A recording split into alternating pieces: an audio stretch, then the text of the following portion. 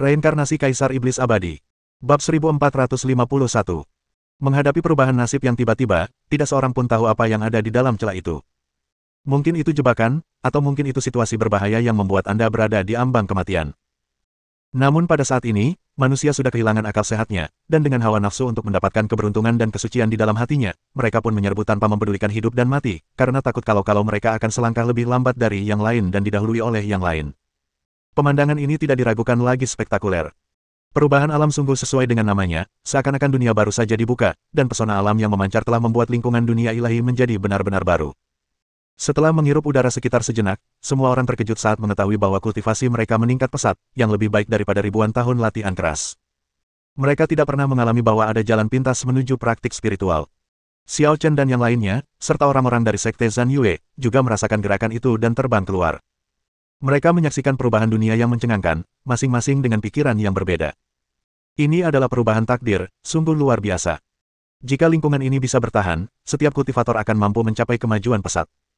Merasakan pesona menakjubkan yang memancar antara langit dan bumi, Ouyang Yi, Hang Yuan dan yang lainnya semuanya merasakannya tak terlukiskan. Hanya Xiao Chen yang membuka indera spiritualnya dan dengan hati-hati menjelajahi setiap sudut dan detail, seolah-olah dia sedang menyelidiki sesuatu. Apa akar penyebab perubahan alam? Apakah ini benar-benar hanya fenomena alam sederhana? Banyak orang bergegas masuk. Xiao Chen, bukankah kita harus masuk? Tanya Ouyang Yi. Tentu saja kita harus masuk, tapi jangan khawatir, di dalam tidak semudah itu. Ayo pergi. Xiao Chen terbang lebih dulu. Melihat itu semua orang mengikutinya dari dekat. Mengikuti Xiao Chen, mereka selalu merasa nyaman tanpa alasan. Saat mereka tiba di depan retakan itu, mereka merasakan bahwa retakan itu tak terduga seperti jurang gelap, penuh misteri dan tabu, yang sungguh mengerikan. Tetapi bahkan dalam suasana yang misterius dan tidak nyaman ini, semua orang juga merasa gembira dan gembira. Dengan Xiao Chen yang terus-menerus mengingatkan mereka, Ouyang Yi dan yang lainnya relatif stabil emosinya, tetapi orang-orang di sekitar mereka tidak dapat lagi menahan diri dan menyerbu seperti orang gila. Xiao Chen dan rekan-rekannya mengikuti kerumunan dan perlahan terbang ke celah itu. Pesona alam di luar sana memang sudah luar biasa, tetapi saat Anda masuk ke dalam, Anda akan menyadari bahwa semua itu hanyalah serpihan kecil yang hanyut. Ruang di dalam retakan adalah tempat penciptaan yang sesungguhnya. Aturan dan tatanan baru, serta pesona penciptaan yang luar biasa, berulang kali membasahi setiap orang, membersihkan kekeruhan mereka dan membuat mereka merasa seperti melayang di udara. Xiao Chen dan rekan-rekannya melihat dengan mata kepala mereka sendiri bahwa beberapa pemuda yang datang dengan tekad untuk mati dan baru saja mencapai tingkat ketiga dao besar, melambung hingga ke tingkat keenam dao besar di bawah pengaruh pesona penciptaan. Satu malam setara dengan puluhan juta tahun latihan keras. Sungguh menakjubkan, ya Tuhan. Para pemuda itu sangat gembira. Dalam sekejap, mereka maju ke tiga alam utama, sesuatu yang tidak dapat mereka bayangkan dalam mimpi mereka. Karena ini bertentangan dengan akal sehat. Keberuntungan ini sungguh luar biasa. Mata Ouyang Yi hampir melotot saat melihat pemandangan ini. Ia dipenuhi rasa iri dan cemburu. Butuh begitu banyak usaha baginya untuk mencapai tingkat keenam dao besar, tetapi orang-orang ini datang kurang dari setengah jam kemudian dan setara dengannya. Yang lebih menyebalkan lagi, tidak semua orang terkena dampak dari pembersihan pesona alam. Setelah terhanyut, tingkat kultivasi orang-orang pada tingkat yang lebih rendah akan meningkat secara signifikan. Namun bagi mereka yang telah mencapai alam keenam dao besar, dibasuh oleh pesona penciptaan hanya akan membuat mereka merasa segar kembali, dan alam serta kultivasi mereka tidak akan mengalami peningkatan apapun. Seolah-olah takdir sedang mencoba mengangkat semua orang yang datang ke level yang sama. Sungguh menyebalkan. Aku tidak tahan dengan ketidakadilan ini. Kata Ouyang Yi dengan wajah sedih. Sebenarnya, bukan hanya dia. Banyak jenius yang telah mencapai tingkat keenam dao agung merasa tidak nyaman dengan pemandangan ini. Mengapa saya berlatih begitu keras? Memaksa sesuatu tumbuh cepat itu berkah atau kutukan, jadi tak perlu iri. Xiao Chen menanggapinya dengan enteng dan tak peduli sama sekali. Bagi mereka yang semula tak punya potensi dan tak punya cita-cita luhur, terpaksa mengangkat derajat mereka dengan cara seperti ini mungkin merupakan hal baik. Namun bagi mereka yang memiliki hati yang tulus dan terus-menerus terhadap Tao dan ingin mendalami makna sejati Tao, lonjakan kultivasi yang bersifat sementara justru akan menjadi hambatan dan merugikan bagi praktik di masa mendatang. Oke, ayo kita masuk dan melihat-lihat. Ini baru luarnya. Pesona alam begitu ajaib, pasti ada hal-hal yang lebih baik di dalam. Ouyang Yi menekan hatinya yang tak tenang dan mulai menantikannya. Hal yang sama berlaku untuk Hang Yuan dan Chang Chong, bahkan mata Leng Wulei memancarkan cahaya redup. Dia sebenarnya tidak peduli dengan pemaksaan terhadap sesuatu yang terjadi, dia hanya ingin meningkatkan kekuatannya. Jika dia memiliki kesempatan untuk meraih kesucian kali ini, dia akan memenuhi syarat untuk membalas dendam dan memenuhi keinginannya yang terbesar dalam hidup. Sekelompok 5 orang terbang ke celah itu. Mereka bertemu banyak biksu di sepanjang jalan. Beberapa dari mereka bergegas masuk seperti mereka, sementara yang lain berpikir untuk memanfaatkan momen itu dan mencari tempat terpencil untuk memulai meditasi dan menyendiri. Mungkin karena sumber dayanya melimpah, tempatnya cukup luas, tidak ada konflik kepentingan, dan semua orang hidup damai dan harmonis. Namun tak lama kemudian, Xiao Chen dan yang lainnya mendengar suara perkelahian. Suaranya sangat keras, dan jelas terlihat seorang pria yang sangat kuat sedang membunuh. Semut-semut, beraninya kalian menyentuh hartaku. Kalian pantas dibunuh. Seorang pemuda berpakaian hitam, memancarkan aura pembunuh, memegang palu perang, tengah melakukan tindakan pembunuhan dengan sengaja. Sebuah palu dipukulkan, dan guntur bergemuruh. Jika berada di luar, kekuatan suci semacam ini akan cukup untuk menembus galaksi. Untungnya, tempat keberuntungan ini tidak dapat dihancurkan oleh kekuatan biasa. Kekuatan palu perangnya mencapai 100 kaki dan tidak dapat diulur lebih jauh lagi, sehingga kerusakan yang ditimbulkan tidak terlalu besar. Itu Chu Tianfeng, yang peringkat ke-6 dalam daftar cadangan Sein. Ini gawat. Lari. Ketika seseorang mengenali pemuda pemberani berpakaian hitam itu, mereka langsung merasa ada yang tidak beres dan menjauhinya atau langsung berlari keluar. Chu Tianfeng. Mata Leng Wulei menjadi gelap ketika mendengar nama itu. Manusia es, apakah kamu mengenalnya? Tanya Ouyang Yi. Tentu saja, peringkatnya di daftar Pangeran Wells sangat dekat dengan peringkatku, dan awalnya aku ingin menantangnya. Kata Leng Wulei. Oh, kalau begitu, apakah kamu percaya diri? Tanya Ouyang Yi lagi. Aku tidak yakin. Dia sangat kuat. Selain palu Dewa Perang, dia juga telah mengembangkan semacam sihir kekuatan. Dalam hal kekuatan murni, bahkan beberapa orang teratas dalam daftar orang suci cadangan tidak sebaik dia. Kata Leng Wulei objektif. Jelas, dia mengenali kekuatan Chu Tianfeng dan menganggapnya musuh yang kuat. Tetapi saat ini, Chu Tianfeng tampaknya telah menjadi gila dan membunuh siapapun yang dilihatnya. Melihat ini, orang-orang di sekitar mundur, dan Chu Tianfeng segera melihat Xiao Chen dan keempat temannya terbang ke arahnya. Kalian ingin mencuri bayiku juga? Chu Tianfeng tampaknya tidak mengenali Xiao Chen, juga tidak menganggap serius Xiao Chen. Ia memegang palu Dewa Perang di tangannya, dengan niat membunuh yang gila. Chu Tianfeng, jangan ribut di sini. Kami baru saja tiba dan belum tahu harta karunmu. Kata Leng Wulei dingin. Leng Wulei. Chu Tianfeng mengenali Leng Wulei dan sedikit terkejut. Lalu ia mencibir, kau datang di waktu yang tepat. Bukankah kau selalu ingin menantangku? Terimalah pukulanku hari ini. Begitu selesai berbicara, Chu Tianfeng mengayunkan palu perang, dan suara guntur mengguncang 8 penjuru. Kekuatan ilahi yang tak tertandingi menggulung gelombang di angkasa dan menghantam Leng Wulei. Bab 1452. Peng. Leng Wulei merespons secara pasif dan kehilangan inisiatif, dan kekuatannya tidak sebaik Chu Tianfeng. Oleh karena itu, di bawah palu Chu Tianfeng, dia langsung terlempar mundur 100 kaki, seluruh tubuhnya kesakitan dan lumpuh, wajahnya pucat, dan darah di tubuhnya melonjak. Kekuatannya semakin kuat. Leng Wulei terkejut. Ia tidak yakin bisa mengalahkan Chu Tianfeng, tetapi karena ia berniat menantang Chu Tianfeng, ia pasti punya peluang menang. Ia berpikir selisih antara dirinya dan Chu Tianfeng tidak terlalu besar, dan peluang menang atau kalahnya hanya 50-50, atau paling banyak 40-60. Tetapi setelah mengambil palu, dia segera menyadari bahwa kekuatan Chu Tianfeng telah meningkat pesat. Jika aku bertarung dengan Chu Tianfeng sekarang, kurasa mustahil untuk menang bahkan 70%. Biarkan aku membantumu. Ouyang Yi, Hang Yuan dan Chang Chong hendak melangkah maju untuk membantu dan bergabung untuk menghadapi Chu Tianfeng. Tidak, aku butuh pertarungan yang adil dengannya. Leng Wulei menolak, keinginannya kuat. Sekalipun peluangnya 30-70, dia tetap ingin melawan Chu Tianfeng secara adil. Hanya dengan kesabaran dalam menghadapi pertempuran yang sulit dia dapat bergerak maju. Kau tidak bisa mengalahkannya, kata Ouyang Yi cemas. Kita harus berjuang meskipun kita tidak bisa menang.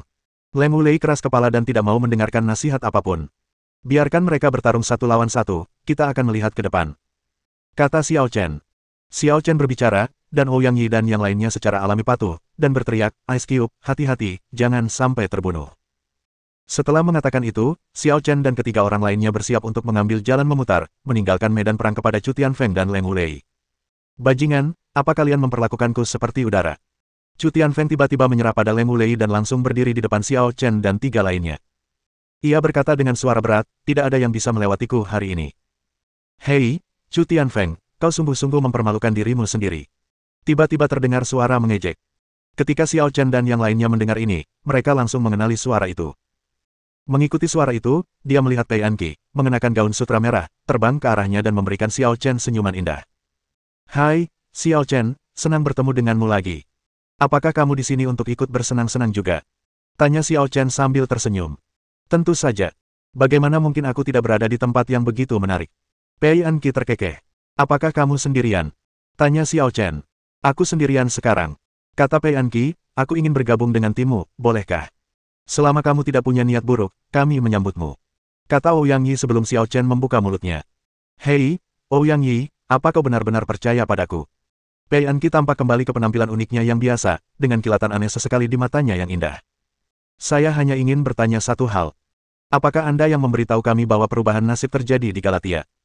Tanya Ouyang Yi. Coba tebak. Pei Anqi memainkan rambutnya dengan tangan rampingnya dan menjawab dengan ambigu. Xiao Chen bilang kaulah pelakunya. Kami percaya pada Xiao Chen, jadi kami juga percaya padamu. Ouyang Yi tersenyum dan mengulurkan tangannya, berkata, Putri Anqi, selamat datang kembali. Pergi sana, siapapun yang mau berjabat tangan denganmu, itu cuma memanfaatkanku. Kalau ada yang mau memanfaatkanku, pasti Xiao Chen. Pei Anqi mengabaikan Ouyang Yi. Sialan, kau begitu terang-terangan, apa kau tidak malu? Kata Ouyang Yi dengan mata terbelalak. Apanya yang memalukan? Bolehkah aku memakannya? Pei Anqi mendengus. Kau hebat. Ouyang Yi mengacungkan jempol, lalu menatap Xiao Chen dengan senyum aneh di wajahnya. Singkirkan senyum cabulmu itu.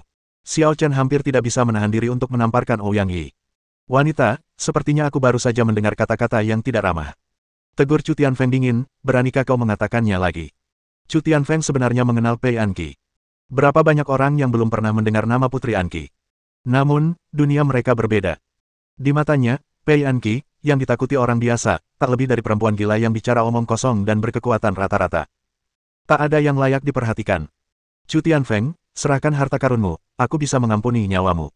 Pei Anqi tiba-tiba menatap Chu Tianfeng dengan serius, nadanya sangat serius. Lebih serius dari sebelumnya. Apakah aku baru saja melihatnya? Sedikit niat membunuh terpancar di mata Chu Tianfeng. Saya dapat melihatnya dengan jelas, harta karun itu. Wow! Seru Pei Anqi kagum. Mati! Chu Tianfeng tiba-tiba menyerang, dan War God Hammer dipadukan dengan kekuatan sihir untuk menciptakan pukulan terkuat. Palu penghancur. Ledakan. Ketika palu itu dipukul, langit dan bumi berguncang, jalan meratap, dan para dewa serta hantu ketakutan. Sebuah gerakan tanpa syarat, bersumpah untuk membunuh Pei Anqi. Harta karun itu ada di tangannya dan tidak bisa diambil orang lain. Ia bahkan akan membunuh siapapun yang melihatnya. Setelah membunuh Pei Anqi, dia juga ingin membunuh Leng Wulei, Xiao Chen dan lainnya dengan palu. Hehe, kamu benar-benar berani menyerangku. Pei Anqi terkekeh bak peri, tanpa ada maksud mengejek, namun tanpa terlihat, dia memang tengah memandang rendah palu Chu Tianfeng, seakan-akan dia tidak menganggapnya serius sama sekali. Tiba-tiba, sosok Pei Anqi seperti hantu, gaunnya berkibar, dan kekuatan supernaturalnya muncul untuk pertama kalinya. Tangan kematian. Suatu kekuatan kematian yang tak terlukiskan melonjak keluar dari lengan Pei Anqi yang putih dan lembut, seolah-olah dapat membunuh semua makhluk hidup pada waktunya dan menghilangkan semua vitalitas mereka. Palu Dewa Perang memiliki kekuatan yang paling kuat, tetapi ketika berhadapan dengan kekuatan kematian, palu itu langsung tertahan, dan kekuatannya melemah sedikit demi sedikit hingga menghilang. Kekuatan kematian tidak pernah pudar, menyebar dari Palu Dewa Perang ke Chu Tianfeng sendiri. Ah! Apa ini? Chu Tianfeng menjerit kesakitan saat vitalitasnya terkuras sedikit demi sedikit. Penampilannya menua, fungsinya menurun, dan akhirnya ia hanya tinggal kulit dan tulang, ambruk ke tanah. Aku tidak tahu pasti apakah dia sudah mati, tetapi aku sudah tidak merasakan ada sedikit pun kehidupan dalam dirinya. Ini. Ketika Ouyang Yi melihat pemandangan ini, ekspresinya berubah ngeri. Leng Wulei juga mengerutkan kening, dengan gelombang emosi yang besar melonjak dalam hatinya. Bukan hanya karena Pei Anqi memiliki kekuatan untuk membunuh Chu Tianfeng, karena Xiao Chen mengatakan bahwa Pei Anqi sangat kuat, jauh lebih unggul dari Leng Wulei, jadi mereka siap. Poin pentingnya adalah bahwa kemampuan Pei Anqi untuk merampas vitalitas orang lain benar-benar mengejutkan. Jalur kultivasi macam apa ini? Xiao Chen menatap Pei Anqi, ekspresinya tidak banyak berubah, seolah-olah dia sudah menduganya. Hehe, aku dapat barangnya. Pei Anqi meraih tas penyimpanan Chu Tianfeng, memindainya dengan indera spiritualnya, dan menemukan barang-barang di dalamnya. Ia langsung tersenyum puas. Aduh, kenapa kalian semua menatapku seperti itu? Apa ada sesuatu di wajahku? Pei Anqi berbalik dan menatap Ouyang Yi dan yang lainnya sambil tersenyum. Putri Anqi, bolehkah aku bertanya sesuatu? Ouyang Yi menelan ludahnya dan bertanya, sihir jahat apa yang kau praktikkan? Kau tidak boleh memberitahuku. Pei Anqi berkata secara misterius, tidak akan menyenangkan jika kau memberitahuku. Tidak apa-apa kalau kau tidak memberitahuku. Lagi pula kita ini keluarga. Ouyang Yi langsung mengubah ekspresinya dan berkata sambil tersenyum, Putri Anqi, aku sudah bergabung denganmu. Kau harus melindungiku. Ikuti aku. Tanya Pei Anqi sambil tersenyum menggoda, Ouyang Yi, apa kau percaya lain kali aku akan menggunakan kemampuanku padamu? Bab 1453. Jantung Ouyang Yi berdebar kencang saat mendengar ini. Entah mengapa, dia merasa kata-kata Pei Anqi setengah benar dan setengah salah, yang membuatnya bergidik. Namun, saat ini, ia hanya bisa tersenyum tanpa malu dan berkata, bagaimana mungkin? Aku benar-benar percaya padamu, Putri Anqi. Benarkah?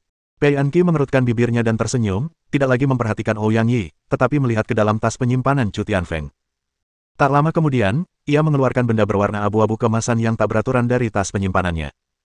Benda itu tampak seperti zat tak dikenal yang telah terkubur di kedalaman alam semesta dan terlupakan selama bertahun-tahun. Ini. Ouyang Yi, Leng Wulei dan lainnya langsung tertarik dengan materi ini. Mereka tidak dapat mengenali bahan apa itu, tetapi mereka dapat merasakan bahwa itu luar biasa. Chu Tianfeng tergila-gila padanya, dan Pei Anqi juga tidak ragu untuk mengeluarkan kekuatannya untuk merebutnya. Putri Anqi, apa ini? Tanya Ouyang Yi penasaran. Chaos Gold. Jawab Pei Anqi sambil tersenyum. Chaos Gold. Napas Ouyang Yi terhenti. Menurut legenda, emas bawaan yang berasal dari kekacauan adalah salah satu dari 10 bahan tempaan teratas di dunia, harta langka yang tidak dapat diukur dengan harga. Jika seseorang ingin menempa harta karun tingkat suci atau lebih tinggi secara buatan, orang tersebut harus memiliki emas bawaan, atau material yang tingkatnya sama dengan emas bawaan. Bahan-bahan biasa sama sekali tidak mampu menahan kekuatan senjata suci tersebut. Oleh karena itu, setiap pembuat senjata yang mendapatkannya akan sangat gembira. Bukankah ini setara dengan senjata suci yang belum selesai? Ouyang Yi berkata dengan kaget, pantas saja Chu Tianfeng begitu cemas dan gila. Secara teori, senjata suci setara dengan seorang santo. Harta yang dimiliki seorang santo dapat menyamai kekuatannya. Namun, pada kenyataannya, artefak suci terlalu langka. Di zaman kuno yang makmur, terdapat banyak orang suci yang kuat, tetapi kebanyakan dari mereka tidak memiliki artefak suci yang sebanding. Orang-orang suci yang memiliki senjata suci tentu saja satu tingkat lebih kuat daripada mereka yang tidak memilikinya. Jadi, ketika saya melihatnya, tidak ada alasan bagi saya untuk tidak mengambilnya. Kata Pei Anqi, apakah kau punya cara untuk memurnikan Chaos Gold ini? Xiao Chen tiba-tiba datang dan berkata kepada Pei Anqi, kalau tidak, Chaos Gold tidak akan berguna bagimu. Kenapa tidak kau jual saja padaku? Menjualnya padamu. Pei Anqi terkejut, lalu bertanya pada Xiao Chen sambil tersenyum, apakah kamu membutuhkan Chaos Gold? Yah, aku memang perlu menempa sesuatu. Xiao Chen mengangguk. Dengan emas bawaan di tangannya, ia yakin bisa menempa senjata suci. Saat aku pergi ke Sukuro untuk menemui Ye Yufei lain kali, aku akan memberikannya sebagai hadiah. Setelah berpisah sekian lama, orang yang paling dirindukannya tidak diragukan lagi adalah Ye Yufei dan Xiao Yingsui. Jika Ye Yufei memberikan pedang pemotong bulan kepada Xiao Yingsui, tentu saja dia harus memberinya hadiah yang pantas. Putri Anqi, sungguh kesempatan yang luar biasa. Kata Ouyang Yi sambil mengedipkan mata. Kesempatan bagus apa? Dengan otak Pei Anqi, dia tidak mengerti apa yang dimaksud Ouyang Yi untuk sesaat. Apa kau tidak menyukai Xiao Chen? Chaos Gold ini akan menjadi tanda cintamu. Kata Ouyang Yi sambil tersenyum. Pergilah ke neraka. Pei Anqi menendang Ouyang Yi menjauh, wajahnya memerah. Xiao Chen mengabaikan omong kosong Ouyang Yi dan berkata, aku bisa memberimu cukup chip sebagai ganti Chaos Gold. Kau tidak akan rugi. Cukup keripiknya. Pei Anqi terkekeh, tidak, aku yakin kamu tidak punya keripik yang bisa membuatku terkesan. Dia tidak punya banyak waktu lagi dan tidak terikat dengan dunia ini. Bahkan jika Xiao Chen menukar pedang pemutus bulan atau sesuatu yang lebih berharga, dia tidak akan bisa menggunakannya. Seperti orang yang hampir meninggal, berapapun uang yang kau berikan, dia tidak akan peduli. Aku yakin kau tidak bisa menolak syarat yang kuberikan. Kata Xiao Chen, selama aku yang menawarkannya, kau pasti akan menerimanya. Hehe, lupakan saja. Kata Pei Anqi, aku ingin memberikan benda ini kepada kakak laki-lakiku, tapi aku tidak bisa memberikannya kepadamu. Kakak laki-lakimu? Tanya Xiao Chen. Baik, kakak senior. Pei Anqi tampaknya sengaja menekankan kata, kakak senior. Xiao Chen berpikir sejenak dan berkata, lupakan saja. Kalau kamu bisa mendapatkan Chaos Gold, ambil saja. Kalau tidak bisa, jangan dipaksa. Kemungkinan terburuknya adalah kamu bisa memilih hadiah untuk Ye Yufei. Kenapa, kamu marah? Tanya Pei Anqi sambil tersenyum. Sialan, tentu saja aku marah, tapi aku lebih marah lagi. Kata Ouyang Yi dengan geram, siapa kakak seniormu? Apa dia bisa dibandingkan dengan Xiao Chen? Kakak seniorku luar biasa dan tampan. Dia membantuku membalaskan dendam Pei Yuanji dan bahkan berkata akan pergi ke keluarga Kekaisaran Daluo untuk membersihkan namaku dan menjadikanku permaisuri. Kata Pei Anqi, tak seorang pun di dunia ini yang memperlakukanku lebih baik daripada dia. Aku langsung tahu kalau orang ini tidak bisa diandalkan. Kata Ouyang Yi dengan nada meremehkan, manis sekali, Putri Anqi, kau benar-benar menyukai orang seperti ini. Apa hubungannya denganmu yang aku suka? Pei Anqi memutar matanya dan menyimpan Chaos Gold. Xiao Chen, kamu bahkan tidak memarahinya untuk membangunkannya. Ouyang Yi menatap Xiao Chen. Aku tidak punya hak untuk memarahinya. Xiao Chen menggelengkan kepalanya dan bertanya pada Pei Anqi, lalu kenapa kamu tidak tinggal bersama kakakmu? Apa yang kamu lakukan mengikuti kami? Kakak laki-lakiku dan aku telah berpisah. Aku akan mengikutimu untuk sementara waktu dan berbicara denganmu setelah aku menemukan kakak laki-lakiku. Kata Pei Anqi. Mendengar ini, Xiao Chen tidak berkata apa-apa lagi dan terus melangkah maju. Kelompok itu terus menjelajahi tanah ciptaan. Lambat laun, mereka menemukan bahwa semakin dalam mereka menyelam, lingkungan menjadi semakin tidak tenang. Di tanah penciptaan, selain aliran dao penciptaan yang tak berujung, berbagai harta karun juga akan berhamburan keluar. Meskipun tidak semuanya setingkat emas kekacauan, semuanya merupakan benda bawaan yang jarang terlihat di dunia luar. Benda-benda ini sangat langka dan tak ternilai harganya. Agar dapat bersaing memperebutkan sumber daya, manusia mulai berkelahi dan membunuh satu sama lain, yang mengakibatkan mayat berceceran di mana-mana dan sungai darah.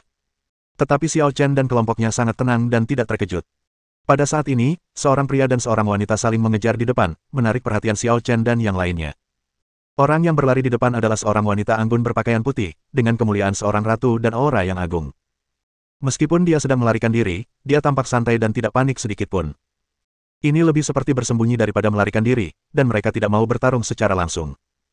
Yang mengejar di belakangnya adalah seorang pemuda bermata elang, dingin dan sombong, bagaikan seorang kaisar yang memandang rendah semua makhluk hidup. Si Hongyan, berhenti di situ. Pemuda bermata elang itu meraung marah dan mencoba mencegat wanita berpakaian putih itu, tetapi dia tidak mampu mengejarnya, dan selalu gagal sedikit saja. Ji Shaoxiang, kenapa kau mengejarku begitu lama hanya demi adikmu yang tak berguna itu? Wanita berbaju putih itu perlahan bertahan, dan ia bahkan sempat menggoda pemuda bermata elang itu. Aku tidak peduli dengan kematian Ji Tianyu. Tapi reputasi klan Ji tidak bisa dirusak olehmu. Apapun yang terjadi, kau harus melawanku hari ini untuk menentukan hasilnya. Kata Ji Shaoxiang dingin, jika kau mengalahkanku, aku akan melepaskanmu. Haha, kalau aku mengalahkanmu, tentu saja aku akan membunuhmu untuk melenyapkan semua masalah di masa depan. Bukan urusanmu mau melepaskanku atau tidak. Si Hongyan mencibir. Namun tak lama kemudian, dia melihat sekilas Xiao Chen berjalan ke arahnya. Setelah sesaat terkejut, dia tiba-tiba tersenyum aneh dan berkata, Ji Shaoxiang, kematian Ji Tianyu sebenarnya tidak ada hubungannya denganku. Orang ini adalah pelaku sebenarnya. Bab 1454.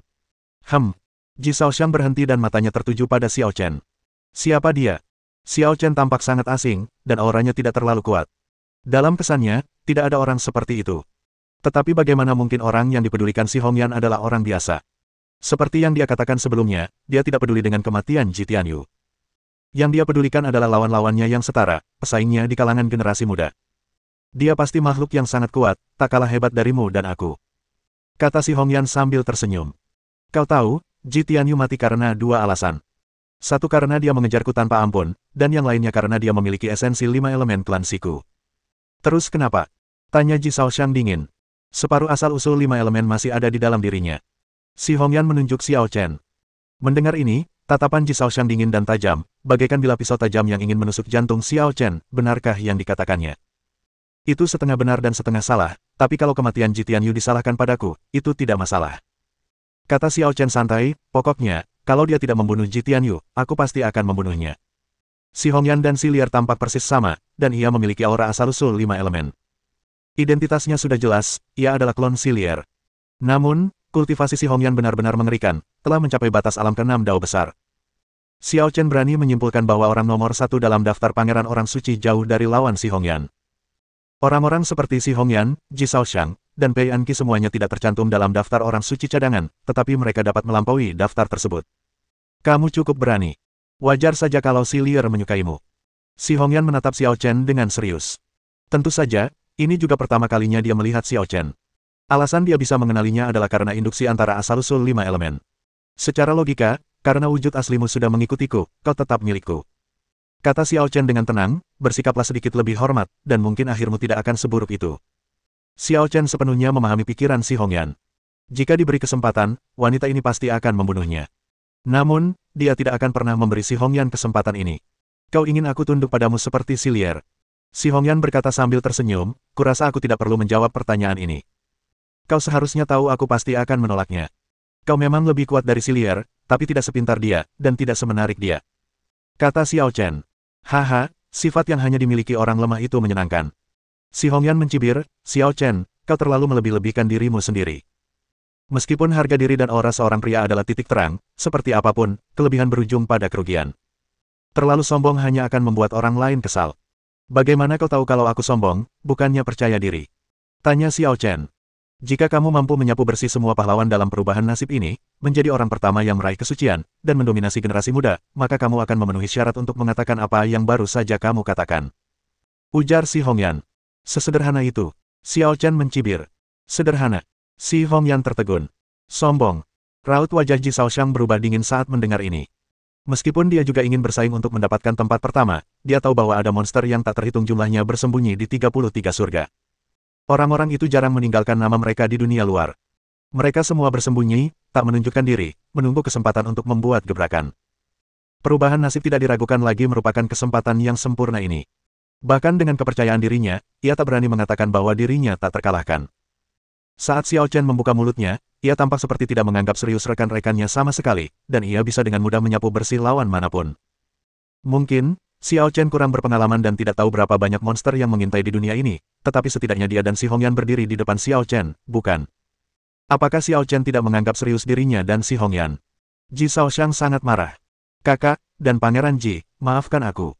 Xiao Chen sedang trauma dan pikirannya sedang tidak normal. Dia sering ngomong sembarangan. Tolong jangan dihiraukan. Pei Anqi bergegas keluar untuk membantu Xiao Chen menyelesaikan masalah, tampak malu. Bahkan dia merasa Xiao Chen terlalu sombong dan tidak tahu bagaimana menahan diri. Sekalipun kamu benar-benar mampu, tak perlu mudah mencari musuh. Bukankah lebih baik bersikap rendah hati dan menuai keuntungan pada akhirnya? Apakah Anda harus menyinggung semua orang jenius hanya dengan berdebat di awal? Sekarang hanya ada Ji Shaoxiang dan Si Hongyan di sini. Ketika semakin banyak master di masa depan, apakah kamu masih akan melawan mereka sendirian? Mengetahui cara untuk tidak menonjolkan diri dan menahan diri, bersikap rendah hati saat waktunya bersikap rendah hati, dan membuat gebrakan besar saat waktunya bersikap menonjol, inilah strategi mereka yang benar-benar mencapai hal-hal hebat. Para pelaku kejahatan yang tidak tercantum dalam daftar orang suci cadangan, tetapi kekuatannya melebihi orang suci cadangan, semuanya berpikir demikian dan berbuat demikian. Pei Anqi. Ji Shaoxiang jelas mengenal Pei Anqi dan menunjukkan senyuman yang menarik. Pangeran Ji, sudah lama kita tidak bertemu. Kau terlihat lebih menawan dari sebelumnya. Kata Pei Anqi sambil tersenyum manis. Dia mengenal Ji Shaoxiang karena klan Ji juga ada di Daluotian. Keluarga Pei adalah keluarga kerajaan Daluo, dan status mereka tampaknya lebih tinggi dari keluarga Ji, tetapi kenyataannya tidak demikian. Kekuatan klan Ji cukup untuk mengancam status keluarga kerajaan Daluo. Selama bertahun-tahun yang tak terhitung jumlahnya, klan Ji memang tidak bersedia menjadi orang kedua yang memegang komando dan berniat untuk menggulingkan keluarga kerajaan Daluo dan menggantinya. Di antara generasi muda, Pei Yuanji, pangeran paling berbakat dari keluarga kerajaan Daluo, hanya berada di peringkat ke-40 dalam daftar putra mahkota. Namun, pangeran tertua dari klan Ji ini bahkan lebih berkuasa daripada pangeran nomor 1 dalam daftar putra mahkota. Tentu saja, Pei Anqi merupakan pengecualian. Ia tidak lagi menganggap dirinya anggota keluarga Pei. Kekuatannya saat ini tidak ada hubungannya dengan keluarga kerajaan Daluo. Ia mendapatkannya dengan harga yang sangat mahal. Dikabarkan kau terlahir dengan meridian yang tersumbat, tak bisa berkultivasi, dan pernah dianggap anak buangan oleh keluarga kerajaan. Sepertinya mereka pasti menyesalinya hari ini. Ji Shaoxiang terkekeh, kekuatanmu saat ini seharusnya tak kalah dariku. Aku tak tahan menerima pujian setinggi itu dari Pangeran Ji. Pei Anqi tersenyum dan menggelengkan kepalanya. Setelah mendengar ini, Ji Shaoxiang berhenti mengkhawatirkannya. Tentu saja, dia hanya memujinya. Sehebat apapun Pei Anqi, dia tidak merasa dirinya lebih rendah dari Pei Anqi. Putri Anqi, keluarga kerajaan Daluo meninggalkanmu. Aku yakin kau sangat membenci mereka. Maukah kau datang kepadaku? Tanya Ji Shaoxiang tulus. Meskipun Pei Anqi sangat cerdas, ia terkejut dengan kata-kata Ji Shaoxiang yang tak terjelaskan. Pangeran Ji, kurasa. Apa aku salah paham? Tidak, itu persis seperti yang kau pikirkan.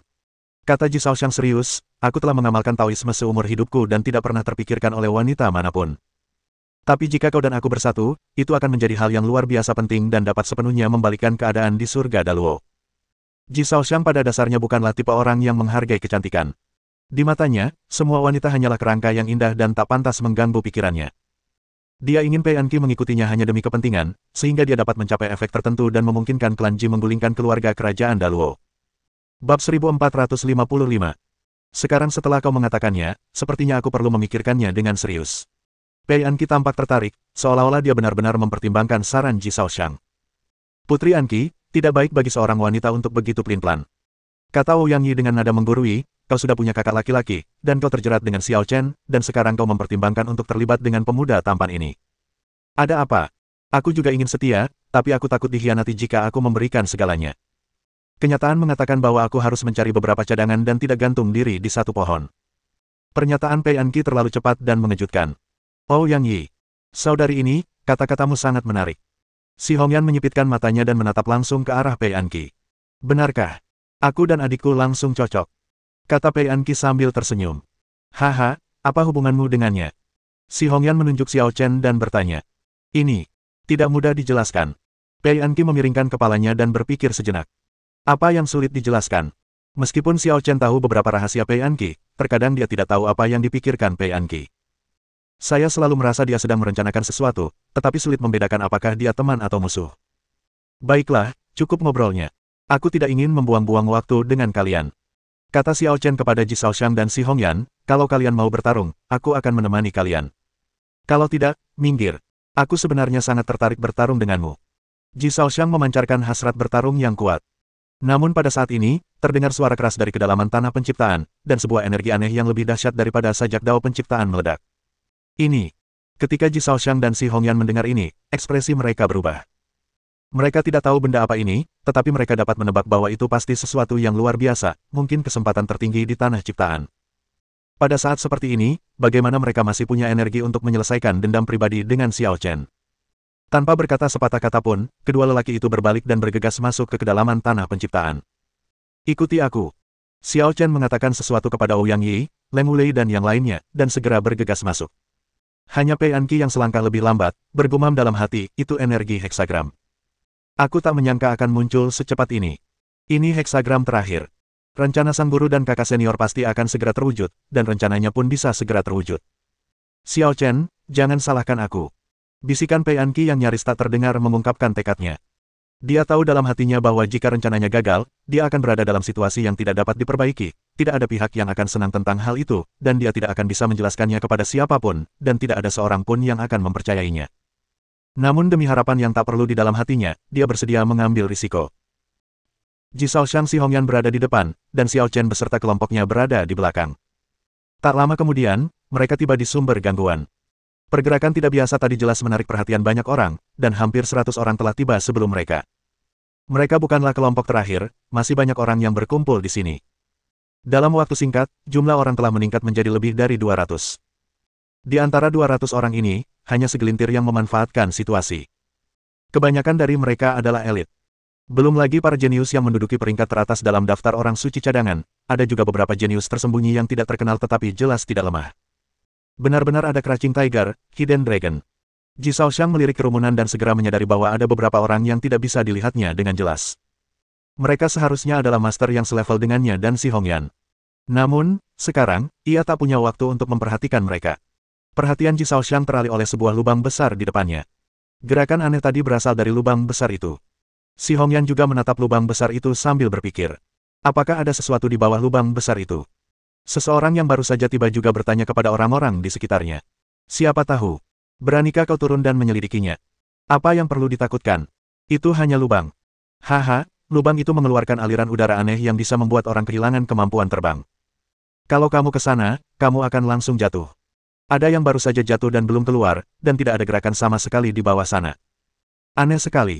Menurutmu kenapa lagi begitu banyak orang berdiri di tepi lubang raksasa itu, takut untuk menjelajah?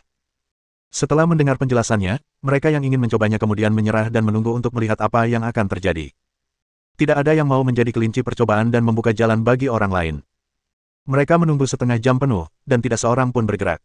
Semakin banyak orang bergegas ke tempat kejadian setelah mendengar berita itu, dan sekarang ada lebih dari 300 orang. Si Hongyan, menunggu seperti ini saja bukan solusinya. Buang-buang waktu saja. Kenapa kita tidak bekerja sama dan turun tangan untuk menyelidiki?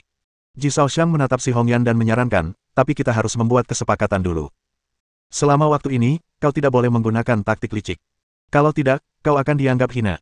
Kau tidak percaya padaku, dan aku juga tidak percaya padamu. Si Hongyan mencibir, menoleh ke arah Xiao Chen, dan bertanya, Xiao Chen, bagaimana kalau kita bekerja sama? Kau mau bergabung denganku? Tanya Xiao Chen heran. Si liar sudah berulang kali memperingatkanku untuk menjaga jarak darimu, kalau tidak aku pasti akan mati di tanganmu. Dia hanya seekor semut yang baru saja memasuki jalan kecil.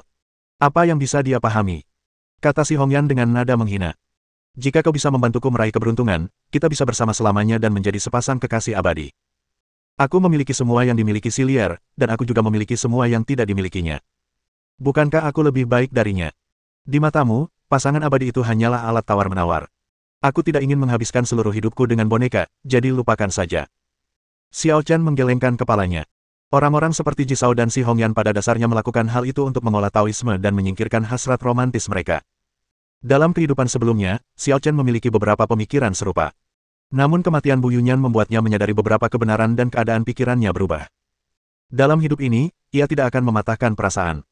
Jika tidak ada takdir, ia tidak akan memaksakannya, tetapi jika ada takdir, ia tidak akan sengaja menekannya. Si Hongyan merasa sangat tidak senang ketika mendengar ini. Mungkinkah aku tidak semenarik Silier? Tepat saat dia hendak melanjutkan argumennya dengan Xiao Chen, dia melihat ekspresi Xiao Chen membeku, dan dia berkata dengan nada serius, ada sesuatu yang akan terjadi, hati-hati. Saran ini tentu saja bukan untuk Si Hongyan, tetapi untuk Ouyang Yi, Pei Anqi dan lainnya. Tiba-tiba, bola cahaya berwarna neon perlahan naik dari lubang besar, menarik perhatian semua orang. Apa itu? Napas semua orang tertahan, hati mereka dipenuhi rasa ingin tahu. Meskipun tidak ada seorang pun yang tahu benda apa ini, yang pasti ini adalah harta karun yang luar biasa, karena energi yang dibocorkannya begitu menakjubkan, seakan-akan lebih maju dari pesona alam. Pergerakan tidak biasa tadi kemungkinan besar disebabkan oleh benda ini. Benar saja. Pei Anqi menatap bola lampu neon itu, tidak mampu menahan kegembiraannya. Mulailah. Di tengah kerumunan itu, sekelompok orang mengumpulkan kekuatan mereka lalu langsung melesat ke langit, meraih bola cahaya itu, dengan harapan menjadi yang pertama. Tetapi pada saat ini, Xiao Chen, Si Hongyan dan Ji Shaoxiang juga mengambil tindakan hampir bersamaan. Ji Shaoxiang dengan santai mengayunkan pedangnya, seketika membunuh puluhan orang, membuka jalan berdarah dan menyerbu ke depan. Si Hongyan menggunakan sihirnya yang mengerikan untuk menembus puluhan orang dalam sekejap dan terbang ke depan.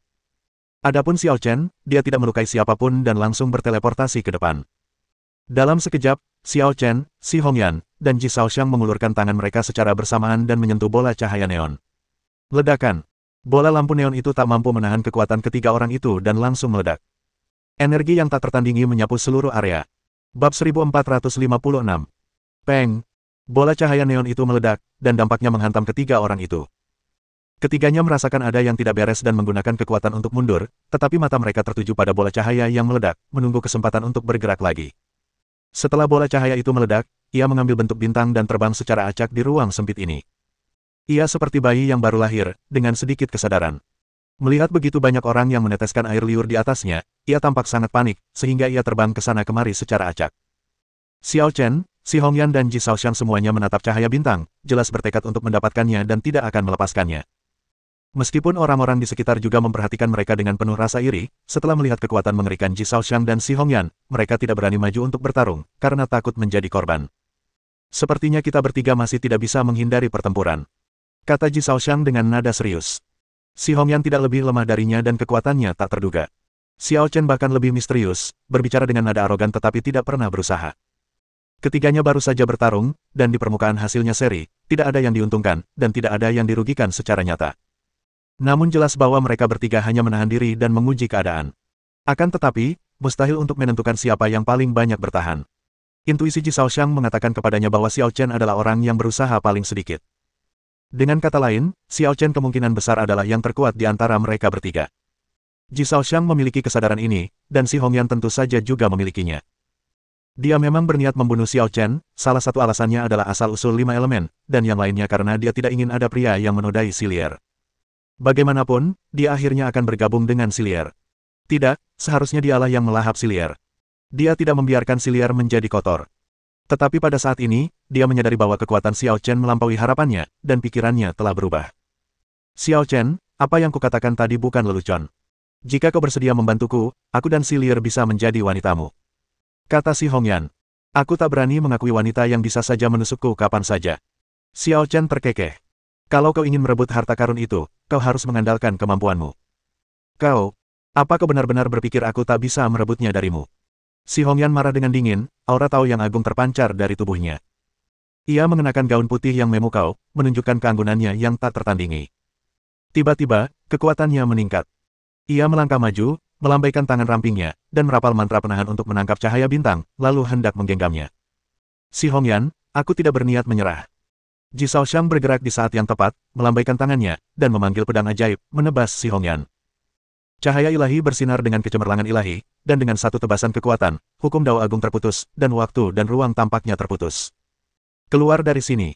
Entah karena penolakan Xiao Chen atau karena ia diganggu di saat genting, Si Hongyan sangat marah. Ia membalas dengan lengan bajunya yang dibalik, dan kekuatan telapak tangan yang tak terlihat itu mengandung misteri perpaduan 5 elemen dan yin yang. Peng! Pedang ajaib itu langsung patah, dan Ji Shaoxiang menderita hantaman kekuatan tak terduga dan terlempar 10 kaki jauhnya. Kekuatanmu. Ji Shaoxiang menenangkan dirinya, merasa takut. Meskipun dia telah lama menyadari bahwa Si Hongyan sangat kuat, kekuatan 5 elemen yin dan yang milik Si Hongyan masih mengejutkannya. Benda ini milikku. Si Hongyan menerjang Ji Shaoxiang, menyambar cahaya bintang di tangannya, dan bersiap melarikan diri. Tetapi saat ini, bagaimana mungkin orang-orang yang berkeliaran di sekitarnya membiarkan dia mendapatkan apa yang diinginkannya? Oing! Seketika, 8 sosok bergegas keluar untuk mencegat Si Hongyan. Gadis, kamu tidak bisa memiliki semua hal yang baik untuk dirimu sendiri. Kau pikir kau bisa merebut sesuatu dariku? Kau cari mati. Si Hongyan menunjuk ke udara, memunculkan kembali yin yang dan 5 elemen. Dalam sekejap, hukum-hukum itu menjadi nyata, bagaikan naga dan burung phoenix yang terjalin, menyebabkan yin dan yang menjadi tidak teratur dan jalan besar menjadi tidak seimbang. Apa? 8 orang itu bekerja sama untuk memblokirnya, dan terkejut saat mengetahui bahwa kekuatan Si Hongyan tidak tertandingi.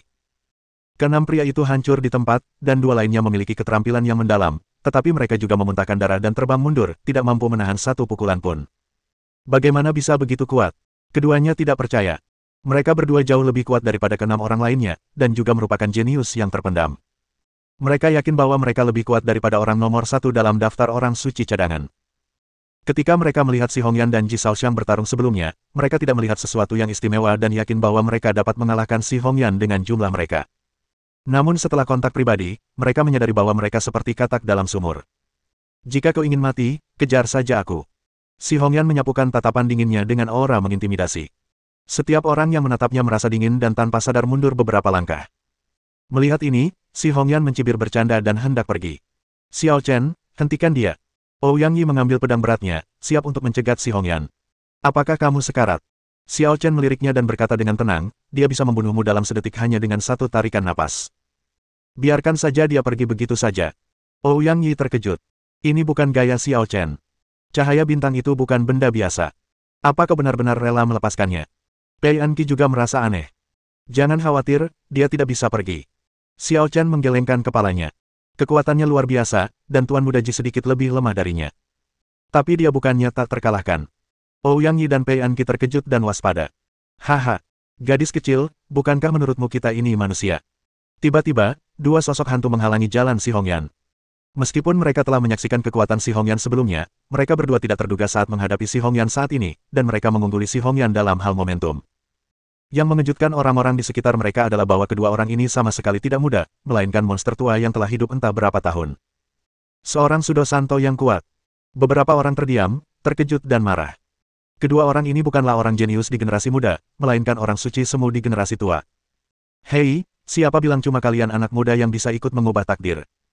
Apa kami orang tua bukan manusia? Gadis kecil, serahkan cahaya bintang, dan kau pasti selamat.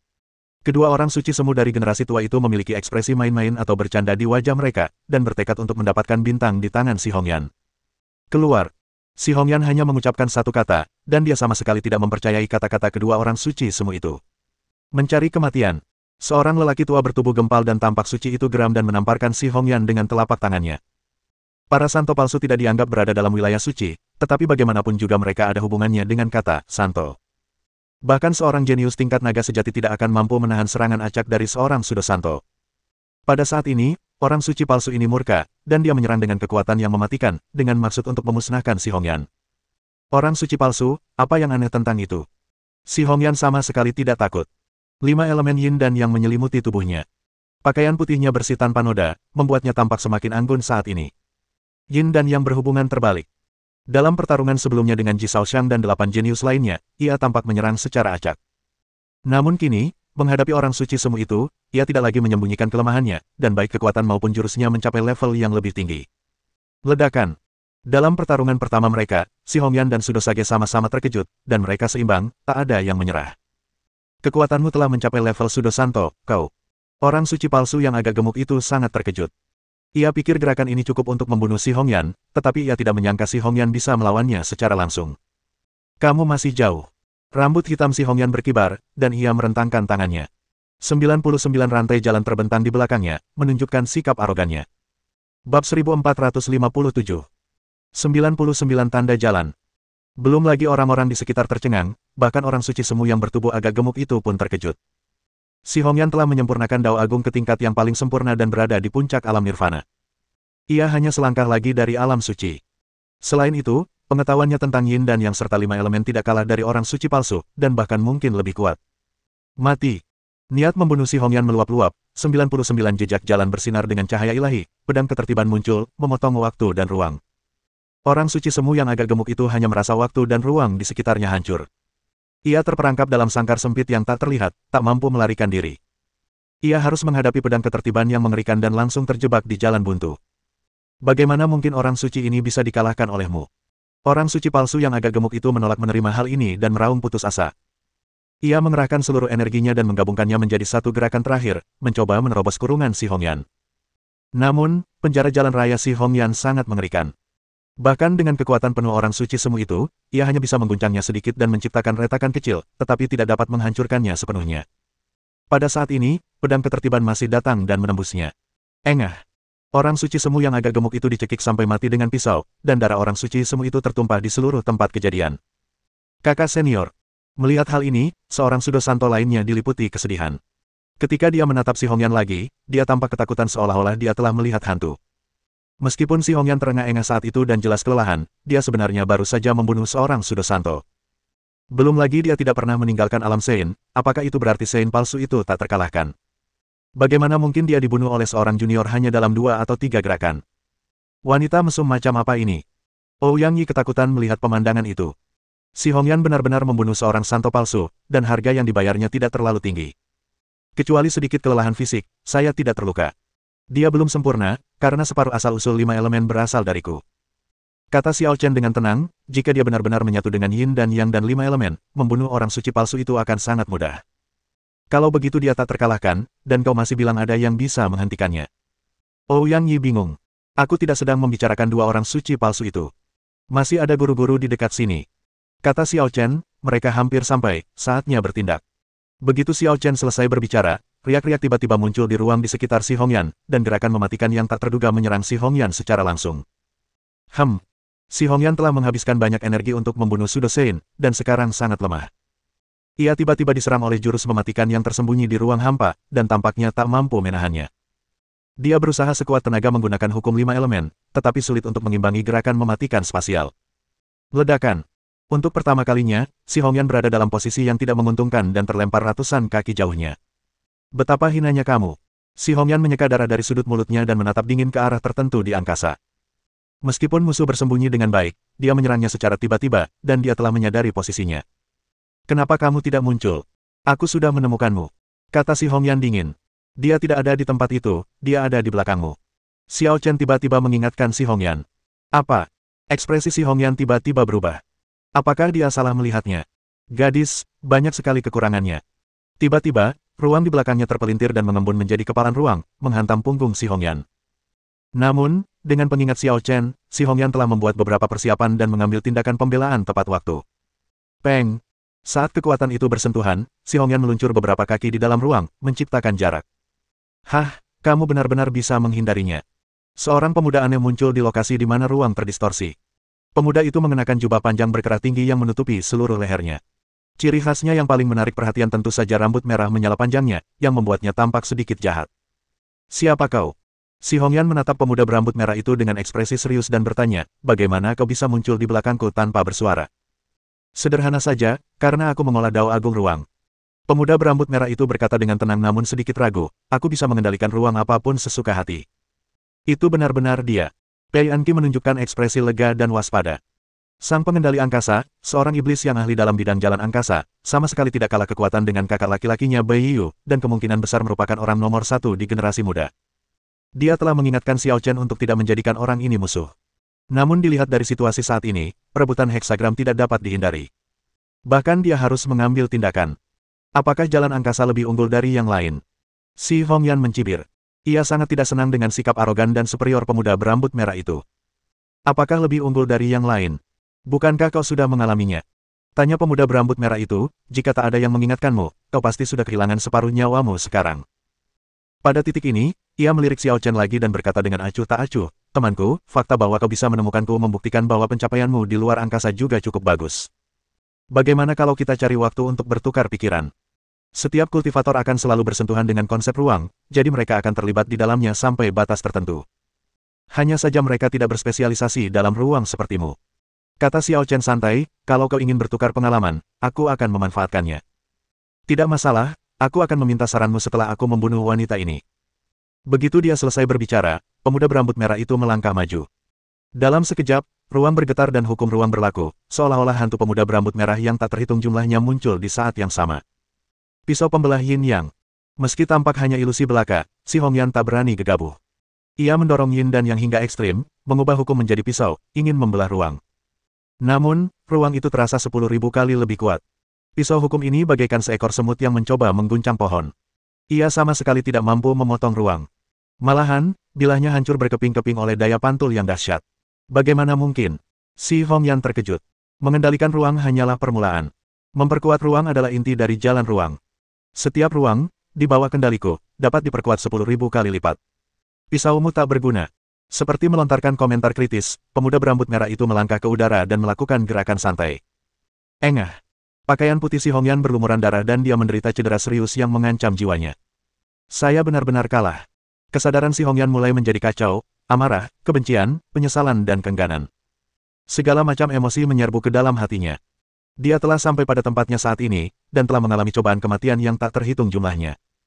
Awalnya aku mengira dia adalah orang terbaik di alam Sein dan bahkan bisa membunuh Sudo Sein, tapi aku tidak menyangka ternyata dia malah dikalahkan oleh rekan-rekannya, dan dikalahkan oleh seseorang di alam yang sama. Gadis, serahkan cahaya bintang itu, kau tak bisa menyimpannya. Pemuda berambut merah itu berjalan perlahan ke arah si Hongyan, seolah-olah ia sama sekali tidak takut si Hongyan akan melarikan diri. Seluruh ruang berada di bawah kendalinya, bagaimana si Hongyan bisa lolos? Benda ini seperti kentang panas. Siapapun yang mendapatkannya akan diserang. Si Hongyan mencibir sambil memegang cahaya bintang. Aku pernah diserang sebelumnya dan itu menguras banyak tenagaku. Kalau tidak, kau tidak akan bisa mengalahkanku semudah itu. Kau yakin masih ingin mengambilnya? Haha, benda itu ada di tanganku, siapa yang berani merebutnya? Pemuda berambut merah itu menunjukkan kepercayaan diri yang luar biasa saat berbicara dan tertawa. Lalu dia mengulurkan tangan untuk menangkap cahaya bintang. Namun tiba-tiba, si Hongyan menarik tangannya dan menghindari pemuda berambut merah itu. Xiao Chen, lanjutkan. Si Hongyan melambaikan tangannya dan melemparkan cahaya bintang ke Xiao Chen. Bab 1458.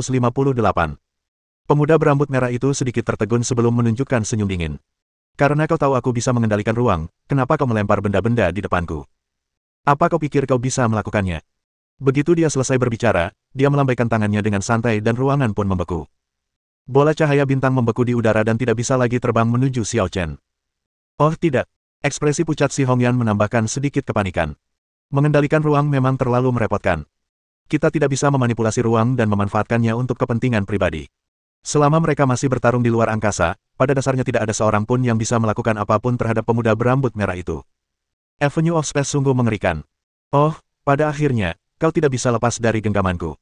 Pemuda berambut merah berjalan dengan tenang di kehampaan, datang ke depan ruang beku, dan mengulurkan tangannya untuk meraih cahaya bintang. Dia tidak tahu apa itu cahaya bintang, tetapi dia merasakan hal yang sama seperti yang lainnya. Benda ini jelas bukan benda biasa. Benda ini memiliki energi yang luar biasa dan mungkin membantunya memasuki alam suci. Namun saat ia mengira telah berhasil, sesosok makhluk melintas, mengambil alih, membelah ruang beku dengan tangan kosong, dan merampas cahaya bintang. Anda. Wajah pemuda berambut merah itu berubah warna untuk pertama kalinya, dan dia menatap anak laki-laki yang mengambil bintang itu dengan kaget dan marah. Jika bukan Xiao Chen, lalu siapa? Meskipun si Hongyan dicurigai mencari masalah, bagaimanapun juga itu adalah hadiah untukku. Jika aku tidak menerimanya, bukankah itu terlalu tidak sopan? Kata Xiao Chen sambil menimbang cahaya bintang. Si Hongyan melemparkan cahaya bintang kepadanya, mungkin dengan 3 bagian niat baik dan 7 bagian niat buruk. Meskipun dia tidak ingin menyerahkan cahaya bintang kepada pemuda berambut merah, dia seharusnya juga menduga bahwa jika dia mendapatkan cahaya bintang, dia pasti akan menjadi sasaran kritik publik. Jangan terlalu keras padaku. Si Hongyan sepertinya tahu apa yang dipikirkan Xiao Chen dan tersenyum menggoda. Aku hanya berpikir kau berbeda dan mungkin bisa mempertahankan cahaya bintang ini. Jauh lebih baik harta karun seperti itu jatuh ke tanganmu daripada ke tangan monster berambut merah ini. Bukankah kau masih punya niat membunuh terhadapku? Tanya Xiao Chen. Ini pertama kalinya kita bertemu. Dulu aku berfantasi tentangmu dan punya niat membunuh, tapi sekarang setelah aku melihatmu langsung, pendapatku akan berubah. Si Hongyan tersenyum tipis, penuh pesona. Pada saat ini, dia akhirnya memiliki kesamaan dengan Silier. Namun, Xiao Chen jelas tidak akan mempercayainya begitu saja, dan ia juga tidak berniat untuk terus memperhatikannya. Sebaliknya, ia menatap pemuda berambut merah itu dan bertanya, jika kau ingin merebut cahaya bintang, sebaiknya panggil rekan-rekanmu. Kau sendiri bukan tandinganku. Apa katamu? Ekspresi pemuda berambut merah itu memancarkan keterkejutan dan kemarahan. Xiao Chen sebenarnya tahu bahwa dia punya teman rahasia. Yang lebih penting, Xiao Chen benar-benar mengatakan bahwa dia bukan tandingannya. Xiao Chen, jangan remehkan dia. Si Hongyan memperingatkan, pengendaliannya atas ruang angkasa jelas tidak semudah kelihatannya. Benar, Xiao Chen, seriuslah dan berhenti berpura-pura. Teriak Ouyang Yi. Dia juga mengkhawatirkan Xiao Chen. Berhenti bicara. Xiao Chen memelototi Ouyang Yi dan melemparkan cahaya bintang ke arahnya. Tangkap, jangan biarkan orang lain merebutnya. Apa-apaan ini? Apa-apaan ini? Walaupun Ouyang Yi terkena cahaya bintang, dia tetap saja kebingungan. Xiao Chen benar-benar melemparkan cahaya bintang kepadanya. Apa yang terjadi?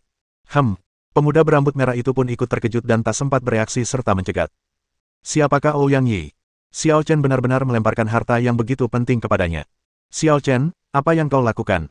Si Hongyan hampir pingsan karena marah. Ouyang Yi gemetar sambil memegang cahaya bintang, dan berteriak, Hei, apakah kau ingin memberiku hadiah, atau kau ingin menyakitiku? Cahaya bintang itu seperti kentang panas. Siapapun yang mendapatkannya akan dibenci semua orang.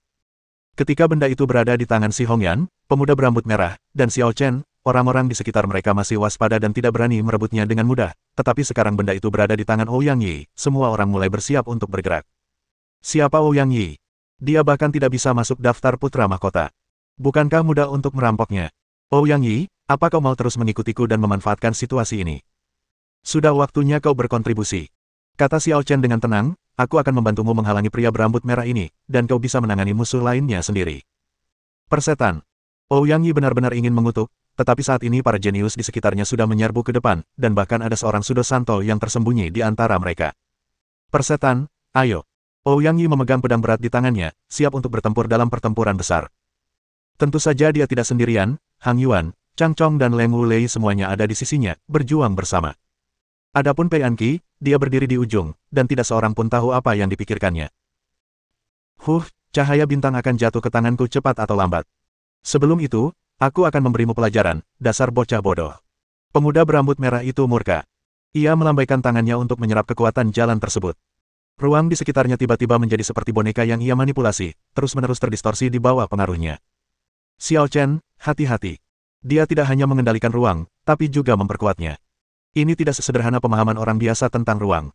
Si Hongyan tidak lagi peduli pada Xing Mang. Ia berharap Xiao Chen bisa mengalahkan pemuda berambut merah itu.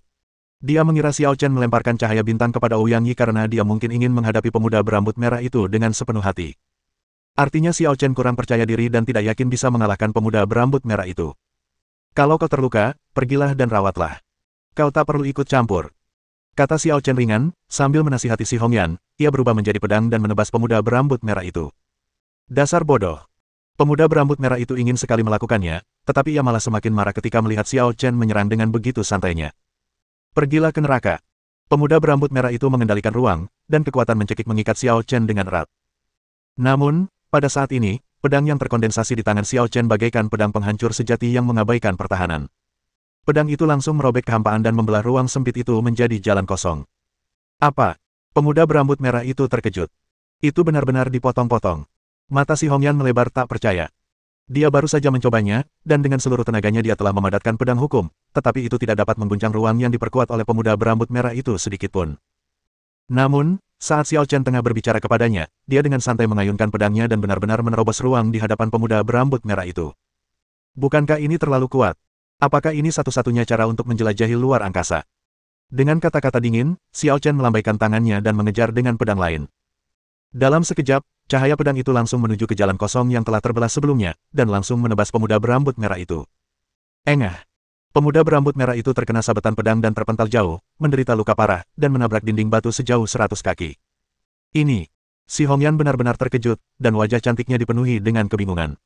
Meskipun dia tegas dalam berkata-kata, dia telah menghabiskan terlalu banyak energi untuk membunuh seorang santo palsu, yang memberikan kesempatan kepada pemuda berambut merah untuk mengambil keuntungan darinya. Tetapi sebenarnya, dia tahu bahwa bahkan di puncak karirnya, dia masih belum sebanding dengan pemuda berambut merah itu.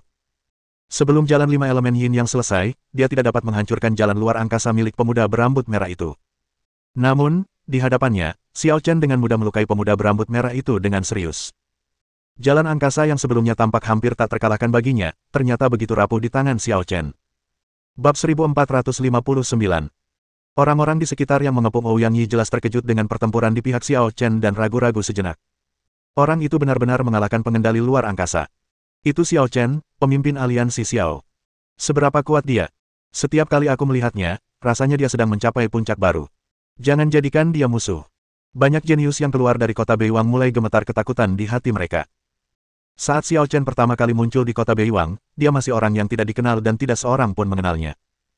Namun, dalam waktu singkat, ia menghancurkan Aula Feng Yun, membunuh Xie Wenmei, memaksa aliansi bayangan bubar, dan membunuh jenius tingkat naga sejati, Bikuan, dalam hitungan detik. Kini, ia dapat dengan mudah melukai sang pengendali ruang yang arogan. Setiap kali kita melihat Xiao Chen, ia selalu menciptakan legenda baru. Tak seorang pun bisa memperkirakan seberapa tinggi potensinya. Xiao Chen, bagus sekali. Ouyang Yi yang berlumuran darah sangat gembira. Kekalahan Xiao Chen atas pemuda berambut merah langsung meredakan banyak tekanan di pihak mereka. Melihat keberanian Xiao Chen, banyak orang tidak berani maju dan merebut cahaya bintang. Kekuatannya. Pei Anqi menatap kosong ke arah Xiao Chen di udara, merasa sedikit terkejut, tetapi lebih bingung dan ragu-ragu. Bahkan tanpa dia, Xiao Chen masih tak terkalahkan. Apakah benar-benar perlu baginya untuk menghabiskan waktu sebanyak ini? Tidak, kalau kau tidak mencapai alam suci, kau akan tetap jadi semut. Ini tidak cukup. Pei Anqi segera mengambil keputusan lagi. Ledakan. Dinding batu itu meledak, dan sesosok tubuh acak-acakan bergegas keluar. Ia menatap Xiao Chen dengan dingin dan mata penuh kebencian, dan bertanya kata demi kata, siapa namamu? Apa kau tuli? Begitu banyak orang memanggil namaku, dan kau tidak bisa mengingatnya. Xiao Chen tampak mengejeknya, tetapi nadanya sangat ringan. Xiao Chen. Pemuda berambut merah itu berpikir sejenak, lalu mencibir, oke, bagus sekali. Selama bertahun-tahun ini, kaulah orang pertama yang bisa menyakitiku. Kurasa aku yang terakhir. Kata Xiao Chen dengan tenang, karena kau akan mati di sini hari ini. Pemuda berambut merah itu terkejut, lalu tertawa marah, dasar bodoh, aku membiarkanmu menyakitiku karena kecerobohanku. Apa kau begitu bangga pada dirimu sendiri? Alam cahaya 0 derajat. Pemuda berambut merah itu meraung dan menggunakan hukum ruang untuk secara paksa menciptakan ruang absolut, menjebak dia dan Xiao Chen bersama-sama. Meskipun penghalang spasialnya transparan, bagian dalam dan luar adalah dua ruang berbeda yang terpisah dan orang luar tidak dapat ikut campur. Ruang ini terlihat berbeda. Xiao Chen melihat sekeliling dan berkata dengan ringan. Tentu saja berbeda. Hanya ada kau dan aku di tempat ini. Pada akhirnya, hanya satu orang yang bisa keluar hidup-hidup. Kita tidak akan pernah berhenti sampai kita mati. Pemuda berambut merah itu tertawa kejam. Itu benar-benar buruk. Kata Xiao Chen ringan. Sudah terlambat untuk takut sekarang.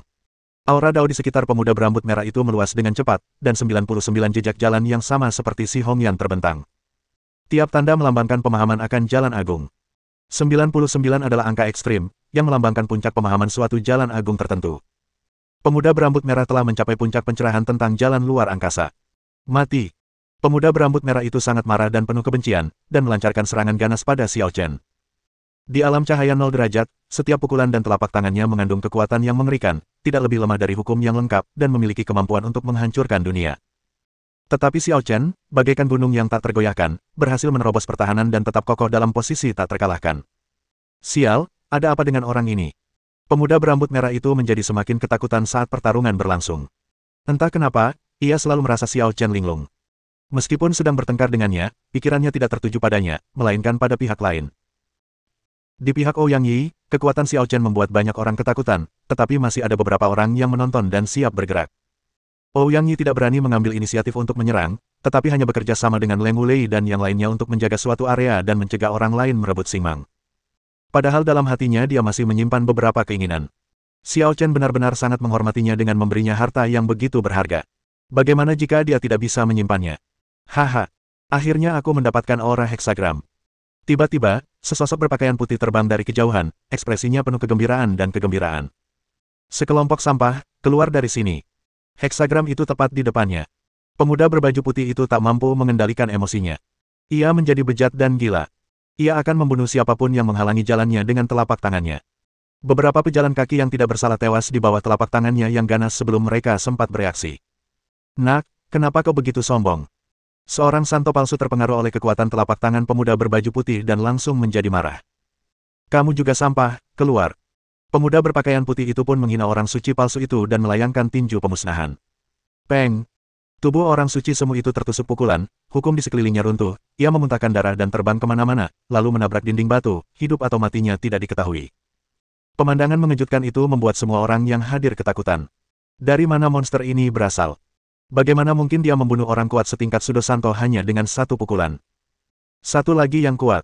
Si Hongyan dan Ji Shaoxiang sama-sama tampak serius. Kekuatan pemuda berpakaian putih ini sangat mengerikan, dan jelas dapat dibandingkan dengan pemuda berambut merah yang mengendalikan ruang angkasa. Ouyang Yi, serahkan heksagram itu, kalau tidak kau akan mati. Pemuda berbaju putih itu muncul di hadapan Ouyang Yi, Leng Wulei, dan yang lainnya sambil mencibir. Tidak mungkin. Ouyang Yi menolak. Bunuh. Leng Wulei, Hang Yuan, dan Chang Chong bergegas keluar dan menyerang pemuda berbaju putih itu secara bersamaan.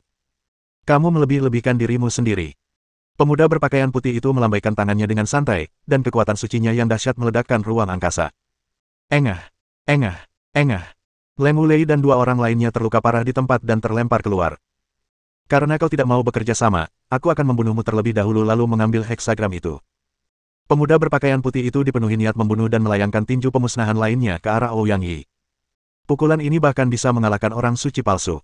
Jika Ouyang Yi menghadapinya, dia pasti akan mati. Namun di saat kritis itu, Ouyang Yi akhirnya menggunakan kartu asnya dan mengeluarkan gelang yang memancarkan cahaya aneh. Gelang itu begitu misterius sehingga kekuatan tinju yang seharusnya dapat dengan mudah digunakan oleh pemuda berpakaian putih untuk melukai orang suci semu itu langsung hilang saat mengenainya. Kekuatan ilahi menghilang, dan tinju pemuda berbaju putih itu menjadi lunak. Pukulannya sama sekali tidak melukai Ouyang Yi. Pedang suci cahaya mengambang memenuhi galaksi. Ouyang Yi mengambil kesempatan itu untuk menyerang dengan pedangnya, yang diarahkan langsung ke titik vital pemuda berpakaian putih itu. Tertawa.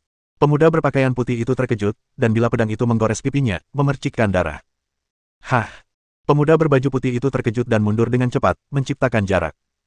Ia menatap gelang di tangan Ouyang Yi dan bertanya, apa itu? Apakah kamu benar-benar mengira aku seorang vegetarian?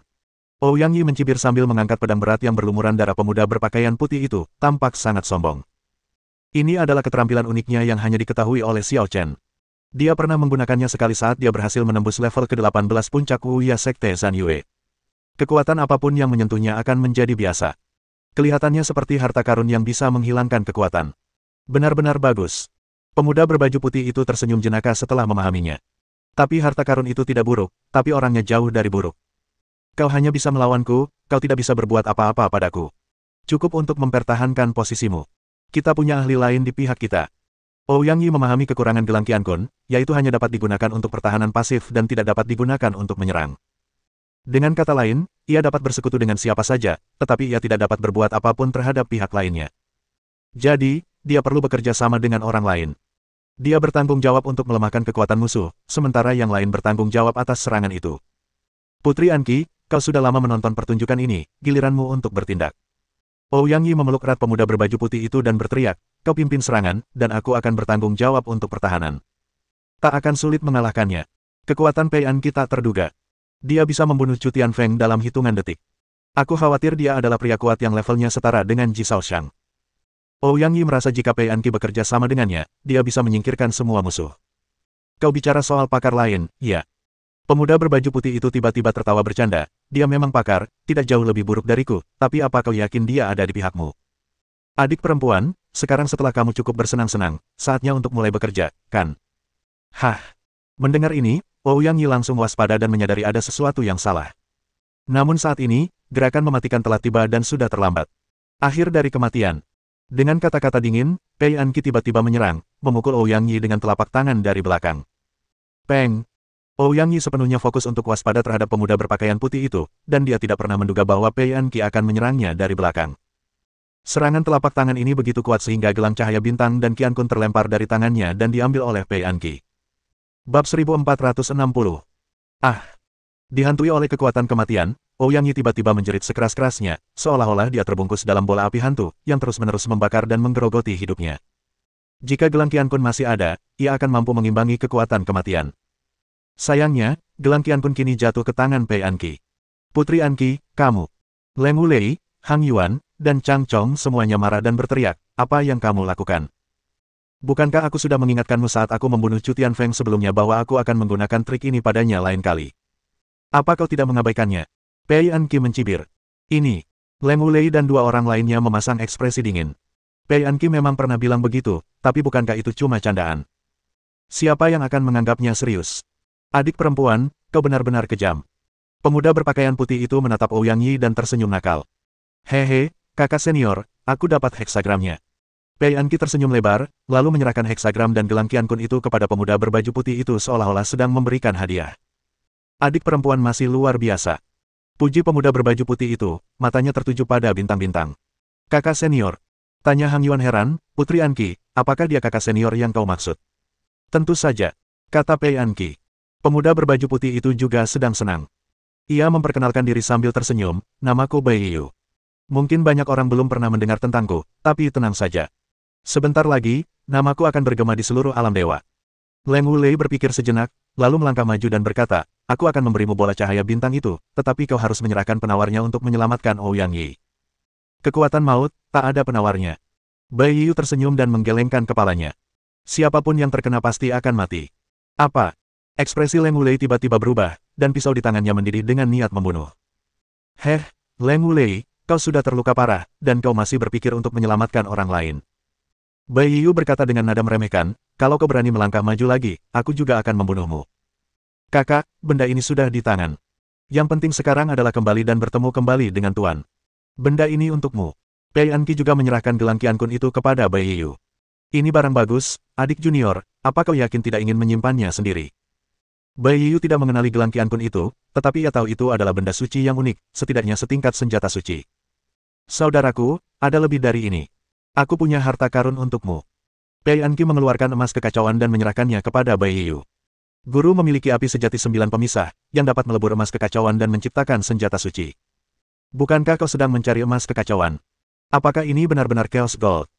Mata Bai Yiyu berbinar dan dia memegang Chaos Gold di tangannya, tidak bisa melepaskannya. Selama bertahun-tahun, dia mencari bahan untuk membuat senjata suci. Meskipun gelang Qiankun juga merupakan artefak suci, gelang itu ternyata tidak menyenangkan. Dengan Chaos Gold, seseorang dapat membuat wadah suci dalam bentuk apapun sesuai keinginannya. Di dalam hatinya, Chaos Gold tidak diragukan lagi lebih berharga daripada gelang Qiankun. Tentu saja, hal yang paling menarik adalah bisa memiliki keduanya. Adik perempuan, kau benar-benar bintang keberuntunganku. Kata Bai Yiyu penuh semangat, jangan khawatir, saat aku menjadi orang suci, aku pasti tidak akan mengecewakanmu.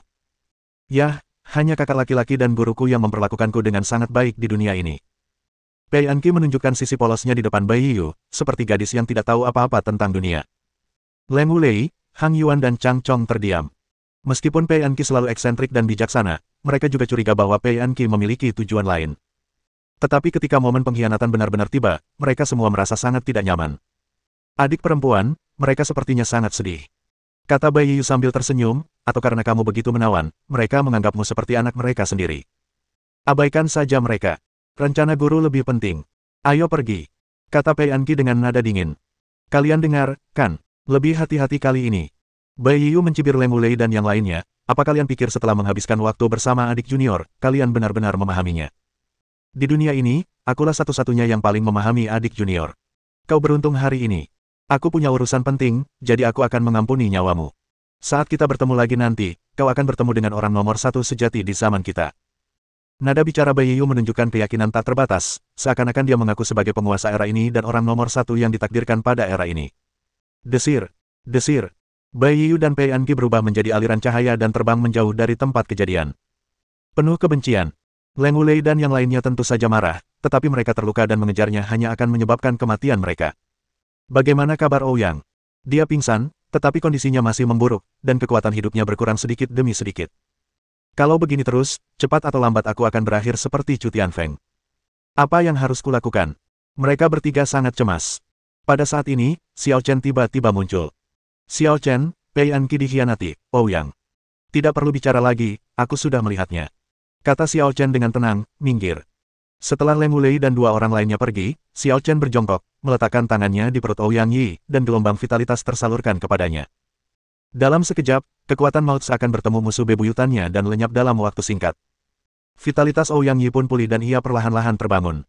Sial, apa yang terjadi? Vitalitas Ouyang Yi pulih, dan ia langsung menjadi penuh energi. Ia melompat dari tanah, tetapi masih sedikit bingung dengan situasinya. Namun, ingatannya perlahan kembali, dan dia menepuk kepalanya lagi dan berkata, Putri Anqi, dia. Ouyang, kamu baik-baik saja. Hang Yuan dan Chang Chong keduanya menatap Ouyang Yi dengan kaget. Dia tampak seperti akan mati sekarang, dan bukankah Bai Yiyu mengatakan bahwa tidak ada solusi untuk kekuatan kematian? Apa yang sedang terjadi? Hanya Leng Wulei yang memandang Xiao Chen dan merasa lega. Apa yang bisa terjadi padaku? Aku baik-baik saja. Ouyang Yi menepuk dadanya dan berkata, Jangan pamer. Kalau Xiao Chen tidak menyelamatkanmu, kau mungkin sudah mati. Kata Hang Yuan dengan nada menghina. Xiao Chen, apa yang baru saja kau transfer kepadaku? Sepertinya itu dirancang khusus untuk menahan kekuatan Putri Malaikat. Tanya Ouyang Yi. Segala sesuatu di dunia ini saling bergantung dan saling eksklusif. Tidak ada masalah yang benar-benar tak terpecahkan. Kata Xiao Chen. Seharusnya kau maju dan memberinya pelajaran. Melihat perlakuannya terhadap kakak seniornya membuatku marah. Gerutu Ouyang Yi sambil menggertakkan gigi. Kamu tidak marah padanya karena menamparmu, atau karena mencuri hartamu, tapi kamu sebenarnya marah pada sikapnya terhadap kakak laki-lakinya. Xiao Chen bertanya dengan rasa ingin tahu, apakah kamu seorang psikopat? Pergi sana, dasar mesum. Ouyang Yi mendengus, kita sudah sangat baik padanya. Yah, setidaknya kau begitu baik padanya, dan dia malah mengkhianati kita. Dia selalu memikirkan kakak laki-lakinya. Sungguh menyebalkan. Dia sudah mengenal kakak laki-lakinya jauh lebih lama daripada kita, dan dia tidak bisa berkultivasi saat itu, mungkin kakak laki-lakinya dan gurunya yang membantunya. Apakah menurutmu posisimu di hatinya bisa dibandingkan dengan kakak laki-lakinya? Xiao Chen menggelengkan kepalanya. Jangan terlalu serius dan berpikir dunia berputar di sekitarmu. Bersambung.